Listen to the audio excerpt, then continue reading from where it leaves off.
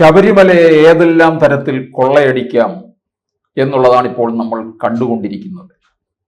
കൊള്ളയടിച്ച് കൊള്ളക്കാരെല്ലാം തന്നെ ചീർത്ത് വരികയാണ്. തരം കിട്ടുമ്പോൾ കപ്പാൻ മടിയില്ലാത്ത ഒരു വലിയ വർഗമായി തീർന്നിരിക്കുകയാണ് നമ്മുടെ തൊഴിലാളി പാർട്ടിയും ഭരണകൂടവും. കേരളത്തിന് ഏറ്റവും വലിയ വരുമാനം ഉണ്ടാക്കി തരുന്ന ഒരു ക്ഷേത്രമാണ് ശബരിമല. മറ്റ് ക്ഷേത്രങ്ങളിൽ നിന്നും വിഭിന്നമാണ്. കാനന ക്ഷേത്രമാണ്. നിത്യപൂജയില്ല. വർഷത്തിൽ വളരെ കുറച്ച് ദിവസങ്ങൾ മാത്രം തുറന്നിരിക്കുന്നു.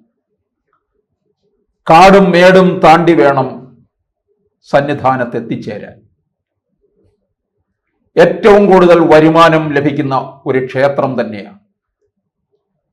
ഒരു 300-350 കോടി രൂപ വരുമാനം സർക്കാരിന് പ്രതിവർഷം 1500 കോടിയോളം ഖജനാവിലേക്ക് ചെല്ലുന്നു.